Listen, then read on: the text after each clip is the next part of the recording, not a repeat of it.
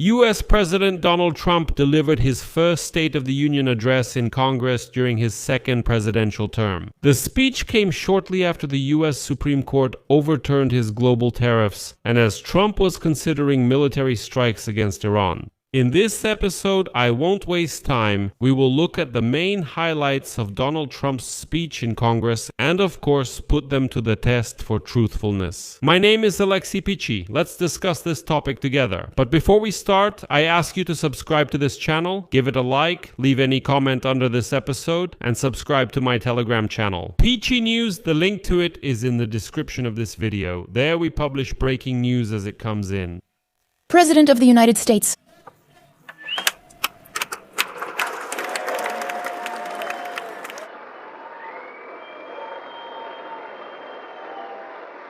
People are asking me, please, please, please, Mr. President, we're winning too much. We can't take it anymore. We're not used to winning in our country until you came along. We were just always losing, but now we're winning too much. And I say, no, no, no, you're going to win again. You're going to win big. You're going to win bigger than ever. And to prove that point, So, I'll start by saying that with his speech, which lasted an hour and 48 minutes, Trump broke his own record for the longest annual address to Congress, recorded at least since 1964, which he set last year. Trump's speech in Congress last year lasted 100 minutes. This time it was 8 minutes longer. And right away, let's discuss what Trump said about Ukraine and Russia's war against Ukraine. In fact, Trump only briefly mentioned the war of the Russian Federation against Ukraine during his speech, which coincided with the 4th anniversary of Russia's full-scale invasion of Ukraine. That says a lot. It speaks to Donald Trump's priorities. Trump repeated his frequent claim that since taking office, he ended 8 wars and then moved on to Ukraine. Quote, "We are working very hard to put an end to the 9th war, the killings and the slaughter between Russia and Ukraine, where 25,000 soldiers die every month." Think about that, 25,000 soldiers die every day. And then Trump immediately added his usual remark that this war would never have happened if he had been president. Trump once again mentioned Russia's war against Ukraine, noting, when he spoke about NATO, that the weapons the US provides to Kyiv are delivered through the alliance. In addition, the US president mentioned the murder of Ukrainian refugee 23-year-old Irina Zarutska in North Carolina. Irina's mother, by the way, was present during the speeches, and Trump promised her justice. At the same time, the Ukrainian ambassador to the US, Stefanishina, stated today that the Ukrainian government received an official message from the US State Department after a drone attack on the port in Novorossiysk in southern Russia affected the interests of American business in Kazakhstan. Therefore, according to the State Department, Ukraine should stop such attacks on Russia, even though Russia profits from continuing the war. With the help of this port, basically, Trump decided to become a kind of shield for Russian infrastructure against Ukrainian strikes. I'll discuss this in more detail in another episode. And then Trump loudly talked about the migrant problem, trying to shape the narrative for the 2026 midterm elections for Congress. By the way, those elections will determine who the competitor will be.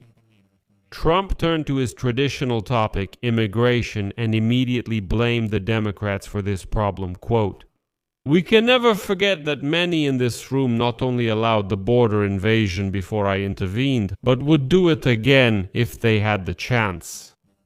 So what next? Trump decided to publicly shame the Democrats. One of the most heated arguments of the evening happened after Trump asked the congressmen, senators, and the audience in general to stand up if they agreed with his statement that, quote, "The primary duty of the American government is to protect American citizens, not illegal immigrants." Well, and of course, many of the Democrats present did not stand up. Yeah, what is this? Well, I don't know, it's like a circus or something, like, hey, stand up, that's what it is. Trump said that those Democrats should be ashamed of such behavior. Their president asked them to stand up, and they didn't. Democrats didn't stay silent. They loudly criticized Trump, and later, 2 even left the hall. You should be ashamed of yourself for not standing up. You should be ashamed of yourself. That is why I'm also asking you to end deadly sanctuary cities that protect the criminals and enact serious penalties for public officials. who block the removal of criminal aliens, in many cases drug lords, murderers all over our country. They're blocking the removal of these people out of our country. Be ashamed of yourself.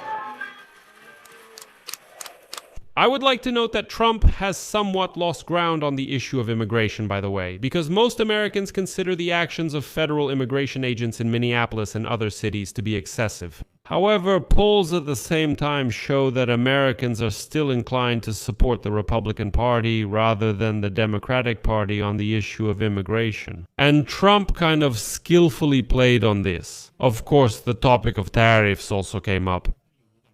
And this, by the way, is highly questionable.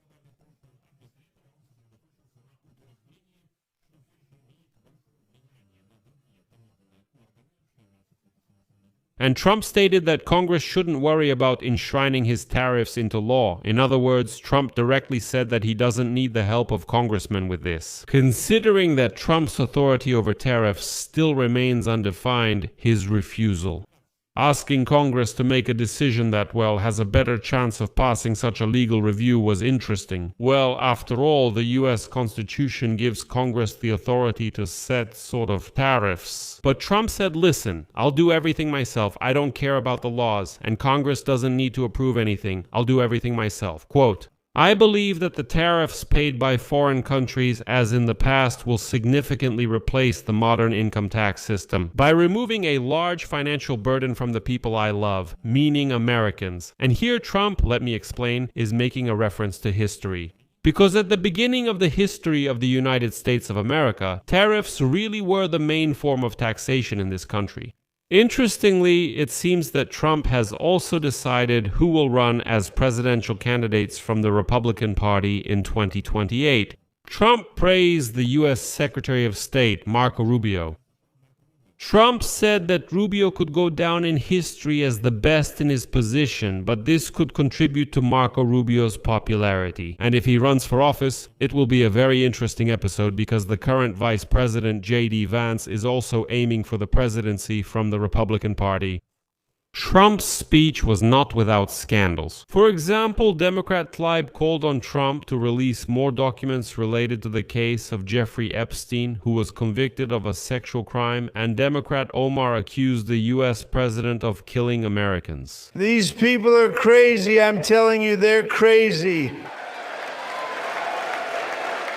At the beginning of Trump's speech, Democrat Al Green was escorted out of the House chamber, just like during Trump's speech to Congress last year, by the way. When Trump entered the hall, Green displayed a poster with the inscription, quote, "Black people are not monkeys."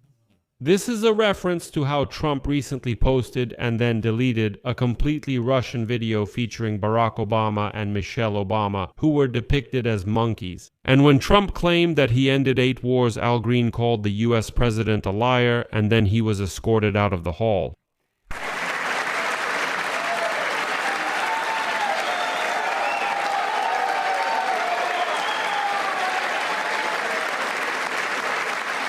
And we will never go back to where we were just a very short time ago. We're not going back. And it's interesting that Trump decided to slightly steer clear of sensitive issues in his speech. And Trump criticized the Democrats for the current shutdown of the Department of Homeland Security, but for some reason did not mention the reason why the Democrats are blocking the passage of the funding legislation. And that's the fact that immigration agents killed 2 United States citizens in Minneapolis.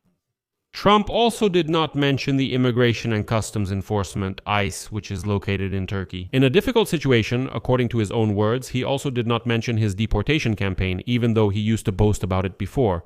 Trump didn't mention the Epstein case, despite previously claiming he had compromising material on the Democrats. Overall, when he releases it, he'll seem saintly and pure. And one of the most pressing questions is, what will Trump decide regarding Iran? Trump stated that Iran and its allies have killed and wounded American servicemen, and also said that the Iranian regime killed 32,000 protesters. But the loudest statement was that Iran is developing intercontinental ballistic missiles, which the regime in Tehran could aim at America. Well, I talked in more detail about the arguments Trump made in favor of war with Iran during this speech in the previous episode, so I recommend going back and watching it so we don't dwell on this for too long here. Some terrible people. They've already developed missiles that can threaten Europe and our bases overseas, and they're working to build missiles that will soon reach the United States of America. And what's next? Trump returned again to the topic of the 2026 midterm elections, where the prospects for the Republican Party look alarming. Donald Trump is persistently demanding that Congress pass strict voter identification legislation called the Save America Act. He has also made ambiguous statements about the so-called nationalization of elections. The point is that Donald Trump is proposing to take away the constitutional right of individual states to conduct elections according to their own rules and transfer these rights to an apparatus that he himself controls.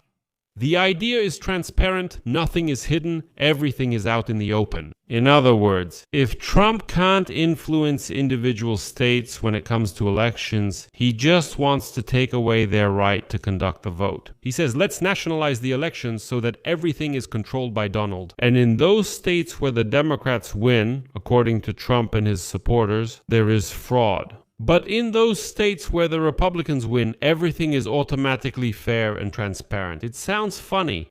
And now we've smoothly moved on to my favorite part. This is the analysis of Donald Trump's questionable statements.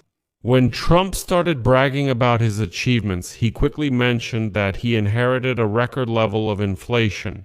But although the latest figure in January was 2.4%, which is the lowest in the last 8 months, in January 2025 it was 3.0%, which is far from any records, as he claims. So he came in, and inflation was at 3%. By the way, inflation has dropped sharply over the last 2.5 years of Joe Biden's presidency, after it reached a 40-year high of 9.1% in June 2022 following COVID.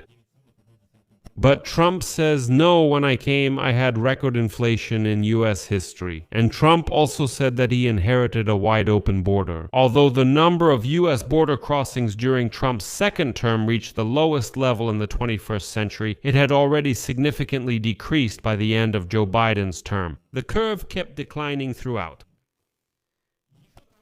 That today more Americans are working than ever before in U.S. history? From the standpoint of raw numbers, that's true, but only because the population has simply increased. In fact, during Trump's time, the unemployment rate increased and job growth in 2025 was extremely weak. Well, friends, what stood out to you from Donald Trump's speech in Congress? Write about what stood out to you personally in the comments under this episode. I'll leave it at that. Share your opinions and conclusions in the comments under this episode. Subscribe to the channel and don't forget to like it, friends, if you found this episode interesting or useful. You can support the work of this YouTube channel financially through your donations or a paid subscription. Use the links and payment details in the video description or the QR code on your screen. I will be grateful for any support you can give. That's all for now. Take care of yourselves. Goodbye, everyone.